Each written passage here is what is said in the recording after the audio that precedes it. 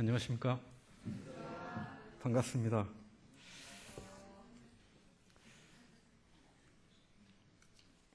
평소에 제가 노영님을 존경하고 사랑하는데 한번 여기 어떻게 섬기는가 들러보고 싶었습니다. 그런데 이런 기회를 통해서 불러주셔서 감사하고요. 참 시설도 깔끔하고 또 분위기도 좋고 그렇습니다. 여기서 함께 섬겨보고 싶은 그런 생각이 듭니다. 그리고 제가 순천에서 나서 주로 서남 쪽에서만 생활을 하다 보니까 대구 오늘 처음 와봤습니다.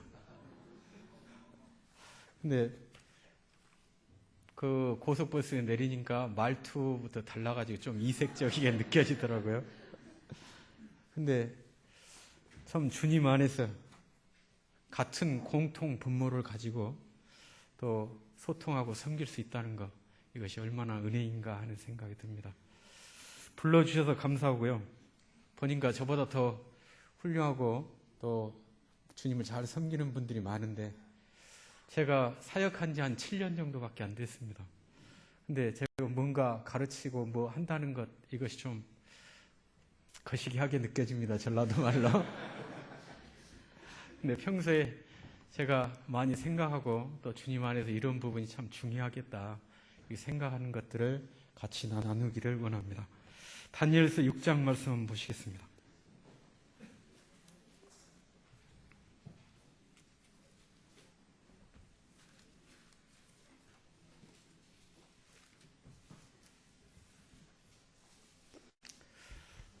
다니엘서 6장 10절부터 23절까지 보시겠습니다. 제가 봉독해 드리겠습니다. 다니엘이 조서에 의인이 찍힌 것을 알고도 자기 집에 돌아가서는 그 방의 예루살렘으로 향하여 열린 창에서 전에 행하던 대로 하루 3번씩 무릎을 꿇고 기도하며 그 하나님께 감사했더라. 그 무리들이 모여서 다니엘이 자기 하나님 앞에 기도하며 간구하는 것을 발견하고 이에 그들이 나아가서 왕의 금령에 대하여 왕께 아뢰되 왕이여, 왕이 이미 금령에 의인을 찍어서 이제부터 30일 동안에 누구든지 왕 외에 어느 신에게나 사람에게 구하면 사자굴에 던져 넣기로 하지 아니하였나이까. 왕이 대답하여 가로되 이 일이 적실하니 메대와 바사에 변개치 아니하는 규례대로 된 것이니라. 그들이 왕 앞에서 대답하여 가로되 왕이여, 사로잡힌 유다 자손 중에 그 다니엘이 왕과 왕의 의인이 찍힌 금령을 돌아보지 아니하고 하루 3번씩 기도하나이다. 왕이 이 말을 듣고 그로 인하여 심히 근심하여 다니엘을 구원하려고 마음을 쓰며 그를 건져내려고 힘을 다하여 해가 질 때까지 이르매 그 무리들이 또 모여 왕에게 나와서 왕께 말하되 왕이여, 메대와 바사의 규례를 아시거니와 왕의 세우신 금령과 법도는 변개치 못할 것이니이다. 이에 왕이 명함에 다니엘을 끌어다가 사자굴에 던져 넣는지라. 왕이 다니엘에게 일러 가로되 너희 항상 섬기는 내 하나님이 너를 구원하시리라 하니라. 이에 돌을 굴려다가 굴 아구를 막음에 왕이 의인과 귀인들의 인을 쳐서 포옹하였으니 이는 다니엘 처치한 것을 변개함이 없게 하려 함이었더라. 왕이 궁에 돌아가서는 밤이 맞도록 금식하고 그 앞에 기약을 그치고 침수를 패하니라. 이튿날에 왕이 새벽에 일어나 급히 사자굴로 가서 다니엘의 든 굴에 가까이 이르러는 슬피 소리질러 다니엘에게 물어 가로되 사시는 하나님의 종 다니엘아, 너희 항상 섬기는 내 하나님이 사자에게서 너를 구원하시기에 능하셨느냐? 다니엘이 왕에게 고하되 왕의 원컨대 왕은 만세수를 하옵소서. 나의 하나님이 이미 그 천사를 보내어 사자들의 입을 봉하셨으므로 사자들이 나를 상해치 아니하사오니 이는 나의 무죄함이 그 앞에 명백함이오며 또 왕이여, 나는 왕의 앞에도 해를 끼치지 아니하였나이다. 왕이 심히 기뻐서 명하여 다니엘을 굴에서 올리라 하매 그들이 다니엘을 굴에서 올린즉 그 몸이 조금도 상하지 아니하였으니 이는 그가 자기 하나님을 의뢰함이었더라. 오늘 나눌 제목은 진실한 추구입니다. 진실한 추구요. 사람이 불치병에 걸렸을 때 꼭 살아야 하는 이유가 있는 사람의 치유 확률이 그렇지 못한 사람에 비해서 훨씬 높다고 합니다. 들어보셨죠? 왜 그런가 하면 살아야 한다는 생각이 강할수록 온몸의 세포가 살기 위한 몸부림을 해서 몸을 사는 쪽으로 이끌어 간다는 겁니다. 그런데 살 의욕이 별로 없는 사람, 살 이유가 별로 없는 사람은 불치병에 걸리면 얼마 되지 않아서 순식간에 생명이 끝나버린다고 합니다. 신앙생활에서도 어떤 생각을 갖고 신앙을 하는가가 매우 중요하다고 여깁니다. 왜냐하면 그 생각들이 자기 삶에 어려움이 닥치거나 또 힘을 잃었을 때도 계속해서 주님을 향해서 나아가게 하는 동력이 된다는 겁니다. 이 시간에는 신앙의 선진들 몇 사람의 삶을 살펴보고자 합니다. 그분들이 어떤 생각을 가지고 어떠한 삶을 살았는지를 볼 것입니다. 그리고 그분들을 통해서 우리가 무엇을 배우고 또 어떻게 사는 것이 마땅한지를 깊이 생각해 보기를 원합니다. 먼저 10절 한번 보시겠습니다. 다니엘의 생을 먼저 보겠습니다. 10절입니다. 다니엘이 이 조서에 의인이 찍힌 것을 알고도 자기 집에 돌아가서는 그 방에 예루살렘으로 향하여 열린 창에서 전에 행하던 대로 하루 3번씩 무릎을 꿇고 기도하며 그 하나님께 감사했더라. 10절에서는 다니엘이 생명을 걸고 기도하고 있습니다. 그가 평소에 기도하던 대로 이 사람은 기도할 뿐인데 왜 그것이 생명을 거는 일이 되는 것일까요? 배경을 잠깐 말씀드리면 다니엘이 매우 지혜롭게 일처리를 하므로 왕이 그를 모든 사람 위에 세우고 전국을 다스리게 했습니다. 그 때문에 다니엘을 시기하는 무리가 그를 끌어내리려고 악한 꾀를 냈습니다. 다니엘의 약점을 잡고자 했지만 흠을 찾을 수가 없었습니다. 그래서 이제 그의 신앙을 문제 삼기로 하고 왕을 부추겨서 조서를 내리게 합니다. 그리고 그의 하나님께 기도하지 못하도록 막은 것이죠. 이때 다니엘에게 2가지 길이 있습니다. 하나는 그 조서에 금한 대로 30일 동안 하나님을 찾지 않고 기도하지 않는 것입니다. 그러죠? 또 한 가지 길은 사자굴에 던져지더라도 전처럼 여전히 같이 기도하는 것입니다. 그런데 다니엘은 사자굴에 던져지는 선택을 했습니다.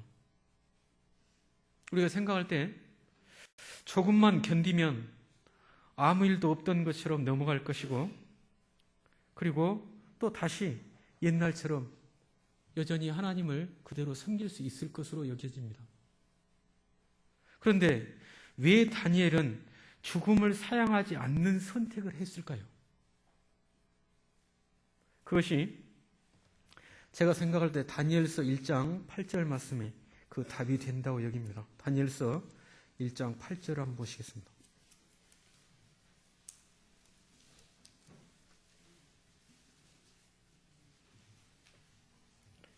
다니엘은 뜻을 정하여 왕의 진묘와 그의 마시는 포도주로 자기를 더럽히지 아니하리라고 자기를 더럽히지 않게 하기를 환관장에게 구하니.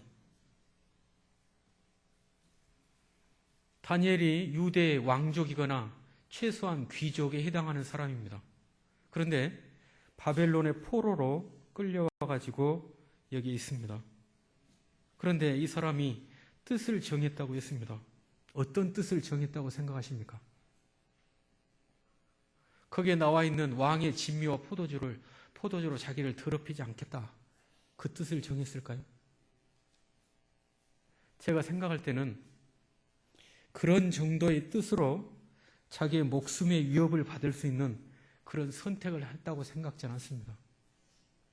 다니엘서 전반을 살펴볼 때 이 사람이 정한 뜻이란 하나님을 섬기는 자로서 어떤 가운데서도 하나님을 잊거나 떠나지 않고 하나님의 백성으로서 부끄럽지 않는 삶을 살겠다, 이런 뜻을 정했다는 거죠. 다니엘서를 통해서 볼 때 이 사람이 가진 뜻이 그랬을 것이라 이렇게 생각이 듭니다. 하나님의 백성, 하나님을 섬기는 자로 결코 내가 부끄럽게 그분 앞에 서지 않겠다.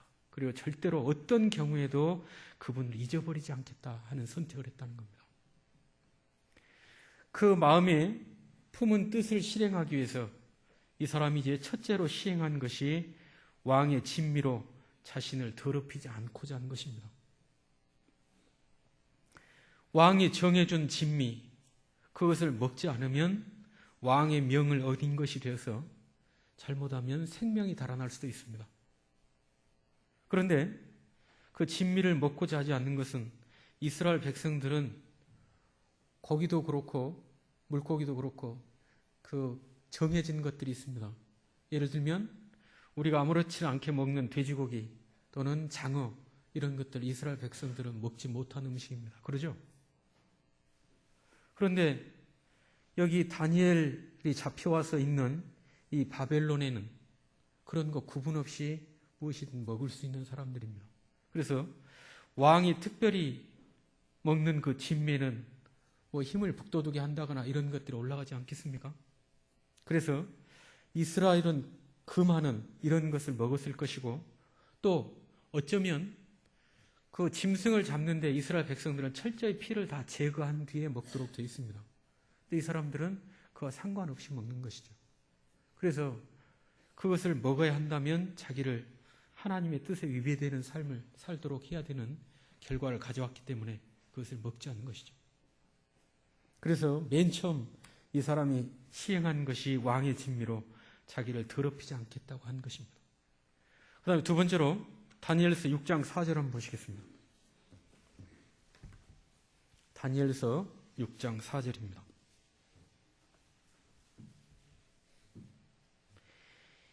이에 총리들과 방백들이 국사에 대하여 다니엘을 고소할 틈을 얻고자 하였으나 능히 아무 틈 아무 허물을 얻지 못하였으니 이는 그가 충성되어 아무 그릇함도 없고 아무 허물도 없었음이었더라. 다니엘을 고소할 거리를 만들고자 했는데 다니엘에게서 아무런 흠이 없었다고 했습니다. 여기에서 흠이 없었다고 하는 것은 우리가 짐작해 볼 수 있는 게 그 일처리를 아주 매끄럽게 기가 막히게 한 것이죠. 혹시 이 가운데 공무원 하신 분들 계십니까? 이 공무원 입장에서 아무런 흠이 없었다 이렇게 생각하면 무엇을 생각할 수 있겠습니까? 뇌물을 받지 않은 겁니다.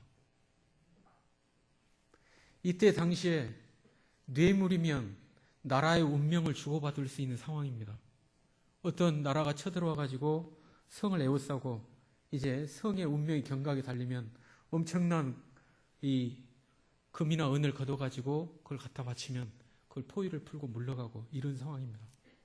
근데 이 중요한 위치에 있는 사람에게 자기를 잘 봐달라고 또는 위치에 세워달라고 누군가 이렇게 하지 않겠습니까? 한국에서 이 뇌물을 받으면 그것이 문제가 심각하게 돼도 지금도 뒷돈 거래가 많고 위로 올라갈수록 심각하죠. 근데 이 사람이 아무런 흠도 없었다, 허물이 없었다는 건 전혀 그런 것을 받지 않은 것입니다. 결국 이 사람은 이 부분을 통해서 우리가 생각할 때 현실에 빠져들거나 안주하려고 하지 않았다는 것입니다. 내가 이 바벨론의 좋은 것들에 빠져들기 시작하면 나는 무너진다. 그래서 어떤 경우에도 현실에 빠져들거나 안주하려고 들지 않았다는 거예요. 그리고 이제 다니엘서 10장이 있습니다. 6장 10절이 있습니다. 이 사람 하루에 최소한 3번씩 하나님께 기도했다고 했습니다. 그것도 하루 이틀 한 것이 아니고 계속해서 그렇게 해왔습니다. 이것은 하나님을 결코 잊지 않기 위해서, 어떤 상황이 발생해도 하나님을 잊어버리지 않기 위해서 하나님께 3번씩 기도하기로 작정한 것입니다. 그래서 이 사람이 하나님 앞에 뜻을 정했고 그 품은 뜻을 실행하기 위해서 진미로 자기를 더럽히지 않게 하고, 그리고 현실에 빠져들지 않도록 하고, 또 하루에 꼬박꼬박 3번씩 하나님께 기도했다는 것입니다. 다니엘서 6장 11절부터 17절 한번 보시겠습니다. 그 무리들이 모여서 다니엘이 자기 하나님 앞에 기도하며 간구하는 것을 발견하고, 이에 그들이 나아가서 왕의 금령에 대하여 왕께 아뢰되, 왕이여, 왕이 이미 금령의 의인을 찍어서 이제부터 30일 동안에 누구든지 왕 외에 어느 신에게나 사람에게 구하면 사자굴에 던져 넣기로 하지 아니하였나이까? 왕이 대답하여 가로되, 이 일이 적실하니 메대와 바사의 변개치 아니하는 규례대로 된 것이니라. 11절부터 17절은 다니엘이 사자굴에 던져지고 있는 내용입니다.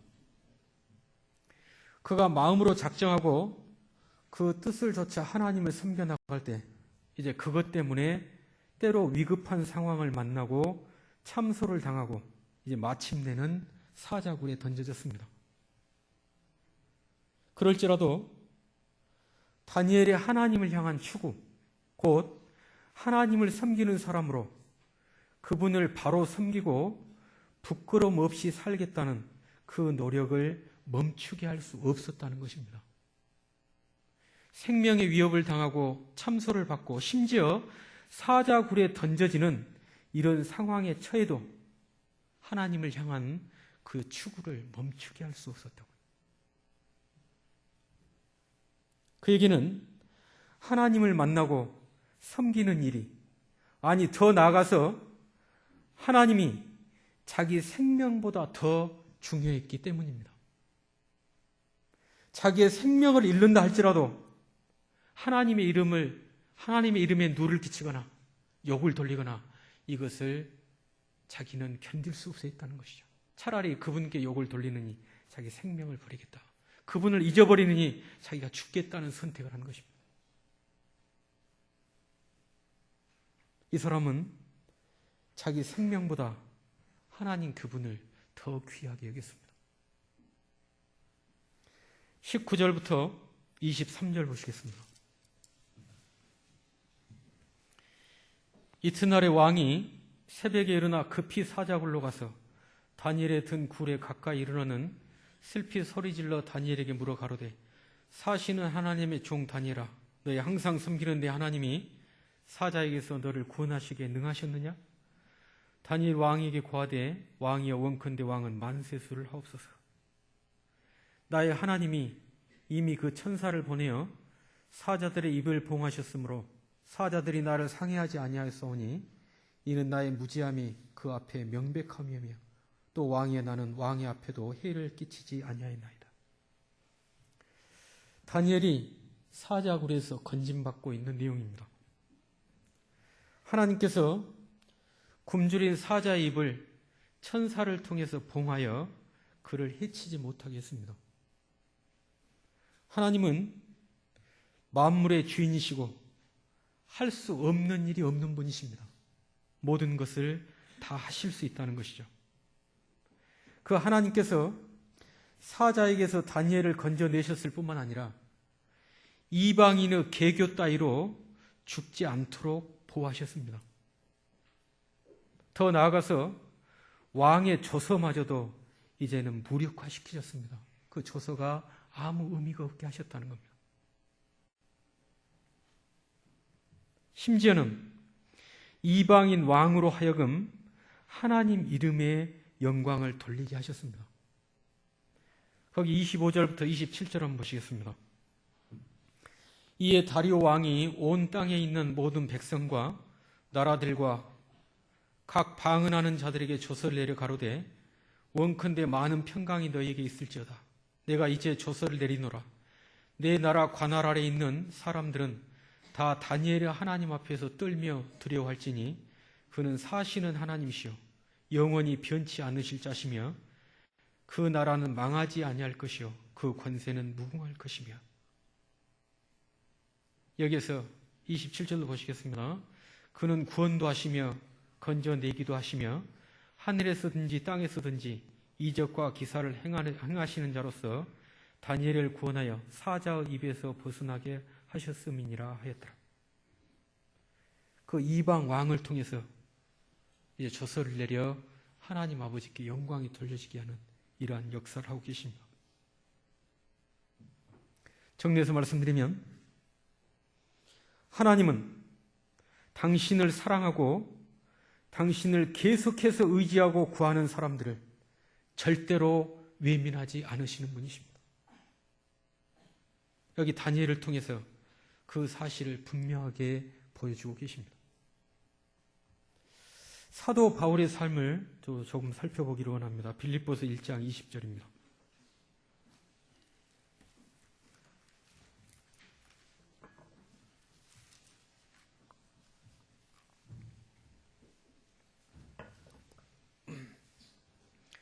빌립보서 1장 20절 말씀입니다. 같이 한번 읽어보시면 좋겠습니다. 빌립보서 1장 20절요. 시작. 나의 간절한 기대와 소망을 따라 아무 일에든지 부끄럽지 아니하고 오직 전과 같이 이제도 온전히 담대하여 살든지 죽든지 내 몸에서 그리스도가 존귀되게 하려 하나니.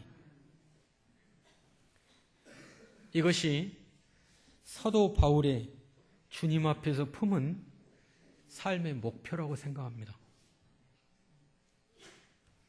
아무 일에든지 주님을 섬기는 자로 부끄러움 없이 사는 것, 그리고 살든지 죽든지 자기를 통해서 그리스도가 존귀되는 것, 이러한 삶의 목표를 하나님 앞에서 가졌다는 것입니다. 그래서 그런 마음속의 생각을 그의 편지에서 자주 드러냅니다. 로마서 14장 8절 한번 보시죠. 로마서 14장 8절입니다.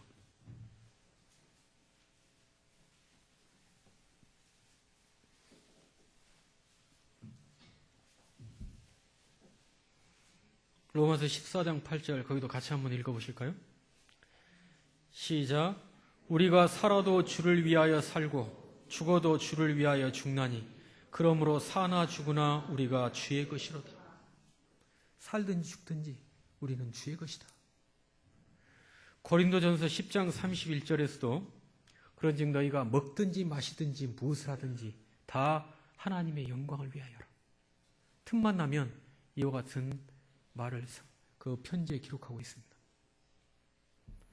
사도행전 20장 24절 한번 보시겠습니다. 사도행전 20장 24절입니다.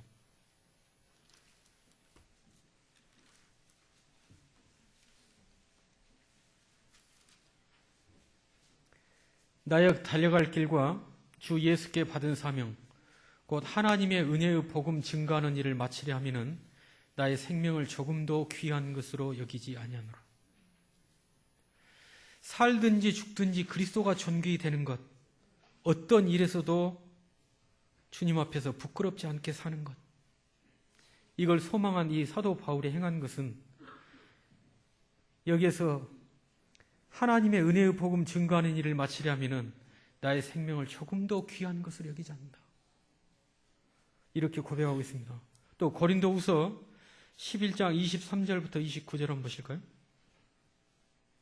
고린도후서 11장 23절부터 29절입니다.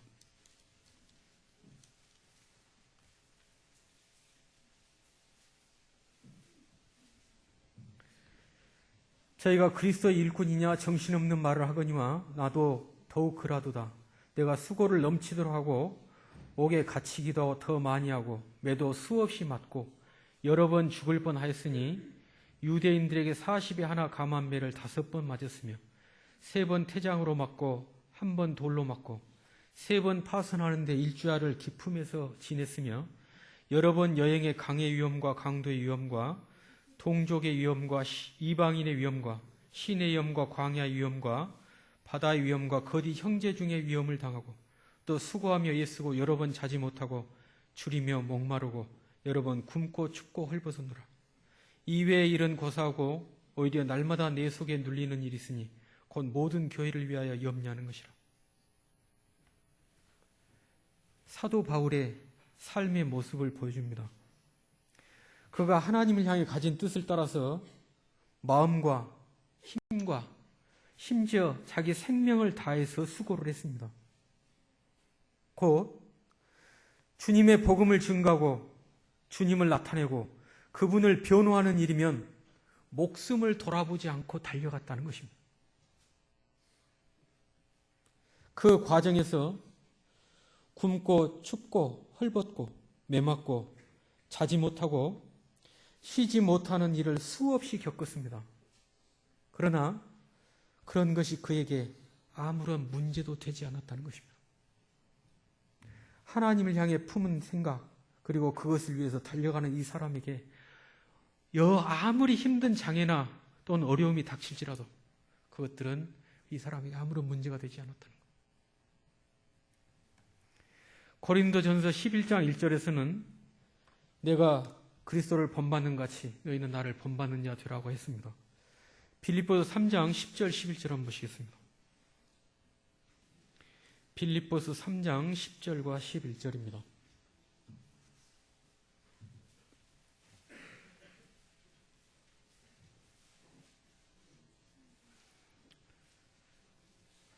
내가 그리스도와 그 부활의 권능과 그 고난의 참여함을 알리하여 그의 죽으심을 본받아 어찌하든지 죽은 자 가운데서 부활에 이르려 하노니.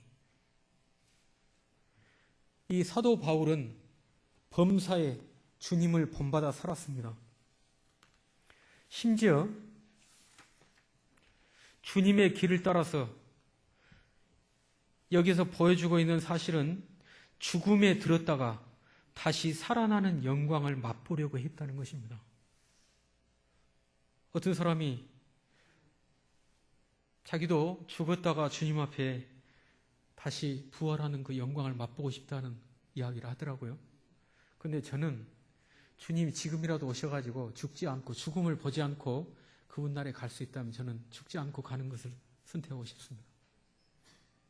죽음이란 아무리 우리가 이제 멸망하지 않고 천국에 간다고 할지라도 죽음을 당하는 것이란 쉽게 겪을 수 있는 일이 아니죠. 그리고 쉽게 받아들일 수 있는 일이 아닙니다. 그래서 저는 죽지 않고 가는 길을 선택하겠는데 사도 바울은 죽어서 그분처럼 자기도 부활의 영광을 맛보고 싶다는 것입니다. 주님 때문이라면 감옥이든지 사자울이든지 또는 죽음이든지 이 사도 바울은 주저하지 않았다는 것입니다. 주님을 바라고 그분을 위해서 살고자 하는 그의 삶에 어려움과 시련이 끊이지를 않았습니다.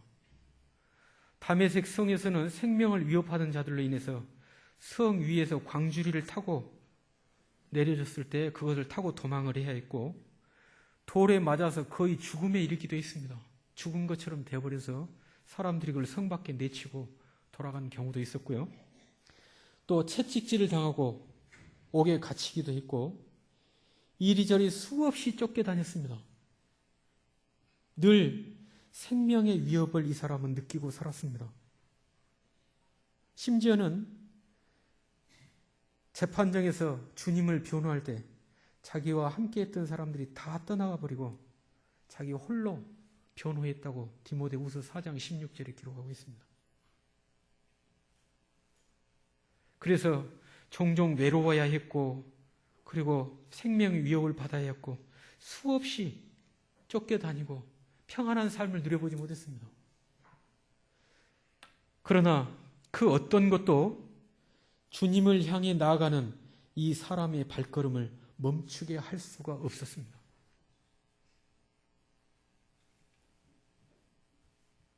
디모데후서 4장 17절 18절 한번 보시겠습니다.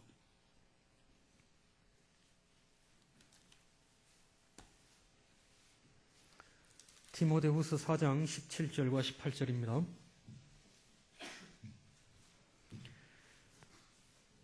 주께서 내 곁에 서서 나를 강건케 하심은 나로 말미암아 전도의 말씀이 온전히 전파되어 이방인으로 듣게 하려 하심이니 내가 사자의 입에서 건지었느니라.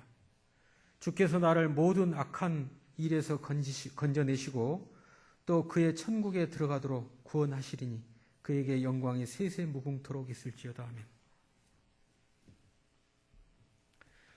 디모데후서 4장 17절 18절에서는 하나님의 돌보심을 적고 있습니다.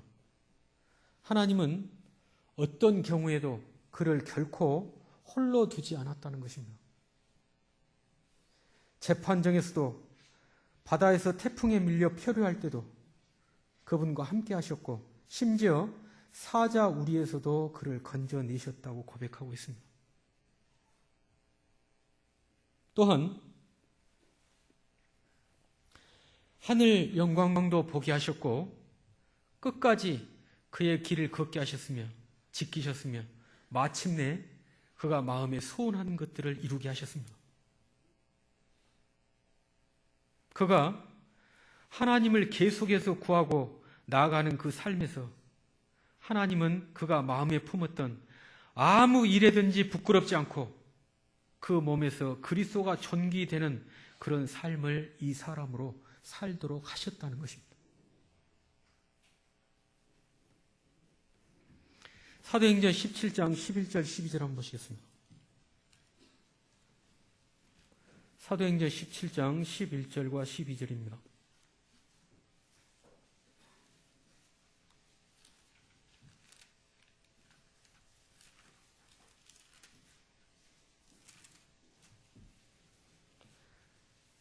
베레아 사람은 데살로니가에 있는 사람보다 더 신사적이어서 간절한 마음으로 말씀을 받고 이것이 그러한가여 날마다 성경을 상고하므로 그 중에 믿는 사람이 많고 또 헬라의 귀부인과 남자가 적지 아니하나. 사도행전 17장 11절 12절에 베레아 사람들이 나오는데 이 사람들이 주님 앞에서 소망한 것은 무엇일까요?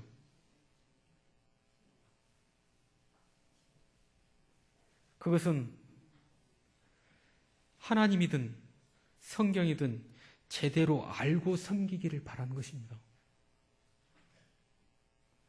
그 때문에 간절한 마음으로 말씀을 받았고 그리고 날마다 성경을 상고했습니다. 정말로 그러한가 해서 제대로 알아보고 섬기자는 겁니다. 그 결과로 믿는 사람이 많았고 이게 단순히 그냥 예수님을 믿었다가 아니고 실제로 사시는 하나님으로 그분을 믿었다는 겁니다.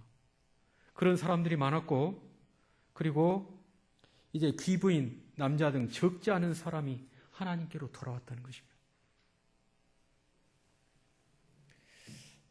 영국에 로버트 차프만이라는 사람이 있었습니다. 19세기에 형제운동이 강하게 일어날 때 그 중에 한 사람입니다. 이 사람은 언어학자이고 지방 변호사를 지냈는데 그가 회심하고 난 후 모든 것을 내려놓았습니다. 그는 주님을 만나고 나서 한 가지 마음에 품은 생각, 목표가 있었다는 겁니다. 그것은 나의 위대한 목적은 그리스도처럼 사는 것이다. 곧 그리스도를 말하는 사람이 아니라 그리스도를 보여주는 사람이 되는 것이다. 수많은 사람들이 그리스도에 대해서 말은 하지만 정말로 주님처럼 사는 사람은 없다는 겁니다. 그런데 그런 현실을 보고 나는 자기의 삶을 통해서 그리스도를 보여주는 사람이 되겠다. 이런 마음에 작정을 했다는 겁니다. 그는 주님 앞에서 가진 그 뜻을 이루어가는데 온 삶을 들여서 힘썼습니다.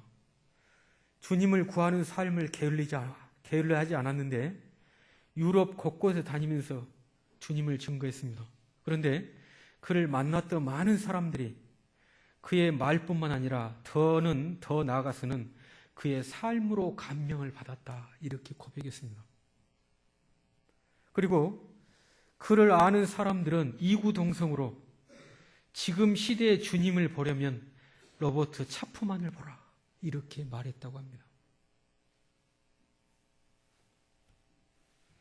그가 얼마만큼 놀라운 삶을 살았던지 영국의 대부분의 사람들이 그를 알 정도에서 그의 주소를 알지 못하고 그를 향해 편지를 쓰는데 로버트 차프만 이렇게만 쓰면, 봉투에다 그것만 써놓으면 이 집 배운 아저씨들이 다 알고 그 로버트 차프만 집에 어김없이 편지를 전달해 줬다고 합니다. 에스라 7장 10절 한번 보시겠습니다.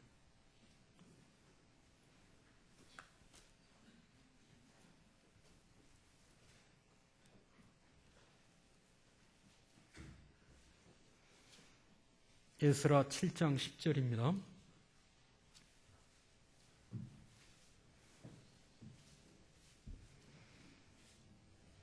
에스라가 여호와의 율법을 연구하여 준행하며 율례와 규례를 이스라엘에 가르치기로 결심하였었더라. 얼마 전에 호남지역 사역자 모임을 하는데 서대문교회 송찬호 형제님이 오셔가지고 간증 겸 하신 말씀입니다. 그런데 그 형제님이 성경을 구원받은 지 얼마 안 돼서 성경을 읽어가다가 이 부분을 발견하고 이 말씀을 자신의 평생의 목표로 삼았다고 합니다. 나도 정말 에스라처럼 하나님의 말씀을 연구하고 준행하고 그리고 사람들에게 이것을 가르치는데 온 생을 들여야 되겠다, 이런 생각을 했다는 겁니다. 그 말씀을 의지하고 주님을 구하고 알아가기를 부단히 애썼다는 것이죠. 그 결과로 대한민국 최고의 성경 교사가 되었고, 그분의 삶과 가르침을 통해서 그분의 뒤를 쫓아서 주님을 섬기는 사람들에게 계속해서 영향을 주고 있습니다. 그렇다면 우리는 어떻게 살아야 하는 것일까요?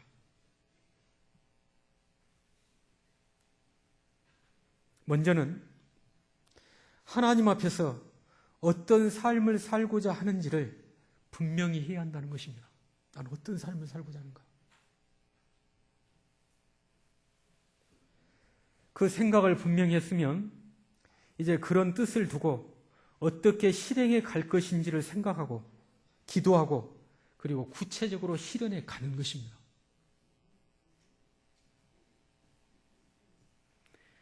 그에 대한 추구를 잊지 말라는 것이죠. 추구는 국어사전에 어디까지나 뒤쫓아 구하다 이렇게 나와 있습니다. 행복을 추구하다, 이상을 추구하다 이런 말을 쓰는데 행복을 얻을 때까지 끝까지 가는 것입니다. 이상을 얻을 때까지 끝까지 가는 것이죠. 때로 중간에 느슨해지기도 하고 시들해지기도 하고 또 힘들어서 포기하고 싶은 생각이 들 때도 있습니다. 그런데 어떤 경우에도 주님을 향한 그 추구를 절대로 중단해서는 안 된다는 것입니다.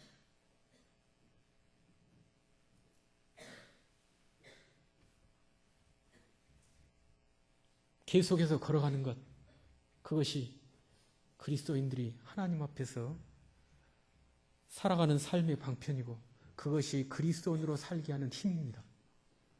추구를 잊지 않는 것입니다. 결국 우리의 생을 하나님께서는 우리가 뜻한 방향으로 반드시 이끌어 가실 것입니다.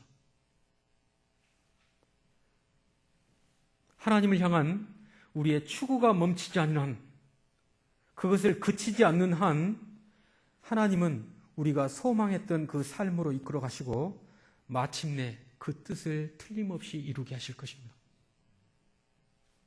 마무리하겠습니다. 다니엘과 사도 바울과 그리고 몇 사람의 삶의 모습을 살펴보았습니다. 그 가운데서 공통된 것이 두 가지가 있습니다.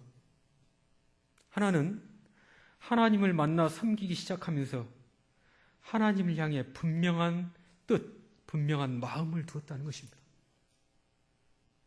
그리고 또 하나는 그 뜻을 따라서 하나님을 향한 추구를 멈추지 않았다는 것입니다. 삶에서 어떤 어려움에 봉착했을지라도. 그래서 마침내는 하나님이 그분들의 길을 인도하셨고 지키셨으며 끝끝내 이루게 하셨습니다.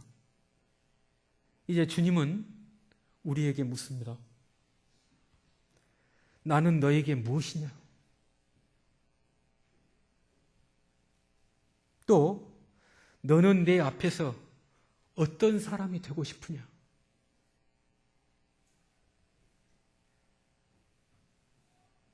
또 이같이 말씀하십니다. 내가 마음을 정했으면 나와 함께 가자. 내가 너로 능히 살아갈 힘과 능력을 주겠다. 다만 네가 여러 가지 일과 상황을 만날지라도 어떤 경우에도 나를 향해 추구하는 삶을 멈추지는 말아라. 이렇게 주님께서 우리에게 말씀하십니다. 그분 앞에서 어떤 사람이 되고 싶은지를 분명히 하시기를 바랍니다. 그리고 그 뜻을 이루어가기 위한 추구를 주님 앞에서 이제 진지하게 생각해보고 계획하고 실행해 가시기를 바랍니다. 그리고 그분께 지혜와 힘을 구하십시오. 그리고 어떤 경우에도 그 추구를 절대로 중단하지 마십시오. 하나님은 틀림없이 우리에게서 뜻한 바를 이루게 하셔서 우리가 바라던 그 사람이 마침내 되게 하실 것입니다. 그리고 우리를 통해서 그분께서 놀라운 영광을 받으실 것입니다. 두 구절을 보고 마치겠습니다. 빌립보서 3장 13절 14절입니다.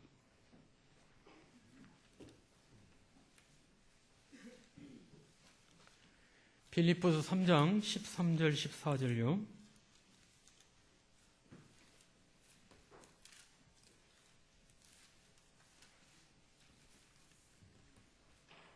거기 같이 한번 읽어보실까요?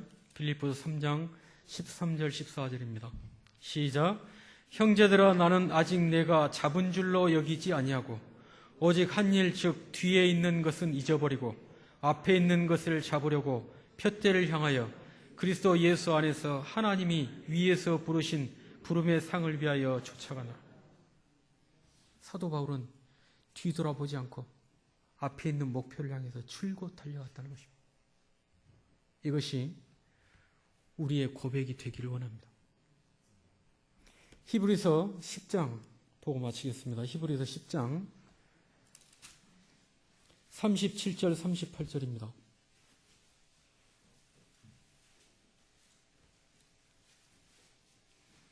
거기도 같이 한번 읽어보실까요? 시작.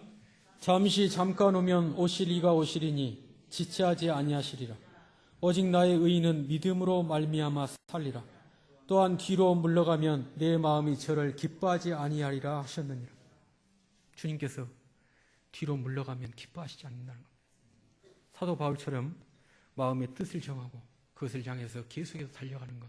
때로 좀 느슨해지고 힘들어질지라도 중단하지 않고 계속해서 그 추구를 멈추지 않는 것.